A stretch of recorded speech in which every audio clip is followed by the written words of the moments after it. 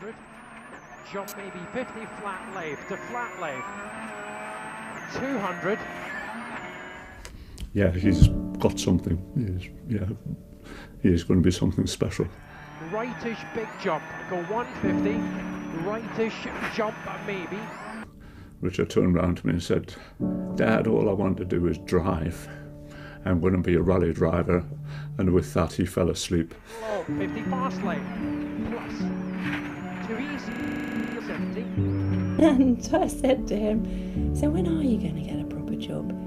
And he said, I think I'm going to make this my proper job." Right, and flat right in, to right max, 150. Crest 30, flat left. The moment when we crossed the line on the last stage to win the championship, Richard turned to me and he started screaming. He just went, "You're the best in the world." Right 40, flat left and flat left. Braking long 70, medium right plus and medium right. The phone rang and I thought, "Oh, that'll be Richard. He'll be here."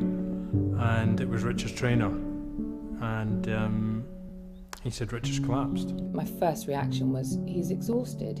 There's all this pressure on him, and it's getting too much. So I just dropped everything I was doing and jumped in the car and went up to the hospital to see what was going on. So we had the checks the next day, had a scan, and then we were called into a consulting room. He said to his guys, "I've got something in my head that shouldn't be there. It's not good news." And that was that.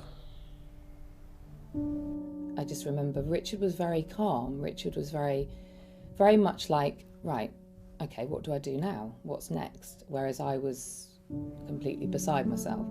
Gliomas are quite a high-grade brain tumour. And within a week or two of the radiotherapy starting, Richard declined massively, and he went downhill quite quickly, I think because of the swelling in the brain from the radiotherapy.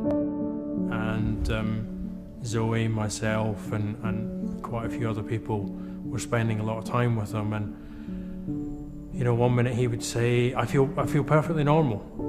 Everything's normal," and then the next minute he'd be quite ill. And by that point, Richard's, which we now know were seizures, these little funny moments he was having, his seizures were longer, they were coming more frequently. Almost seeing his scalp getting burned, hair falling out. It's really, really hard. It's really tough. But there were some great times. He spent a lot of time out of hospital. We spent a particularly great Christmas with Zoe and Zoe's family. And he was in good spirits, even though there were days, dark days, where he would hate the fact it was happening to him. Why is it happening to me? One of the fittest people I've ever met, and he's, dealing with brain cancer, and it's very hard to get your head around that, really. But he gradually got worse to the point where he couldn't walk, and that was really tragic. Yeah. Very. It was terrible to see him having to push him around in a wheelchair. The tumour was just taking its hold, really, and it was spreading quite rapidly, and it had moved into the other side of his brain as well, so it was affecting memory massively, and he still knew who we all were, but he was deteriorating quite badly, and so yeah, the last kind of 6 months, that's kind of all I remember, really, is him deteriorating in that way, which is horrible, watching the person you love and the person you know who can't really tell you what a picture of a car is. For me, the one thing that's absolutely clear is that had Richard survived his illness, he would be the one championing the cause of Richard Bёrns Foundation. And when he sadly died, it was kind of it's just something that had to be done. It was a wish of his to help and do what little he could, and that's why the charity was formed.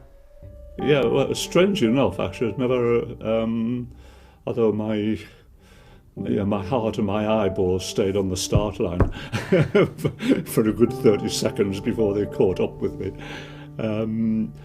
Strange enough, I was never actually frightened or scared in the car with him. Yeah, even though sometimes you'd be headed, but you'd think you're going to go straight into a rock face with a 90 left or something like that, and somehow or other you got round the corner.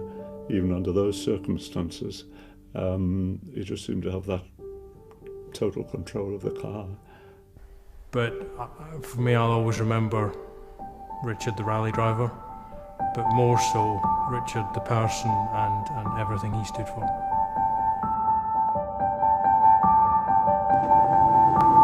You're the best in the world!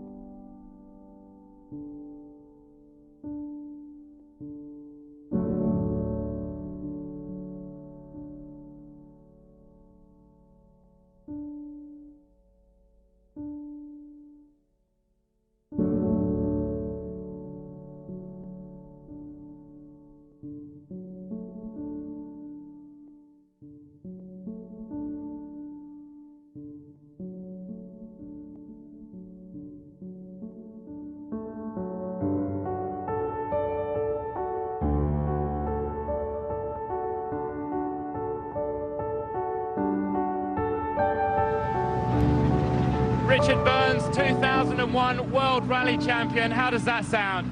Sounds fantastic. Sounds fantastic.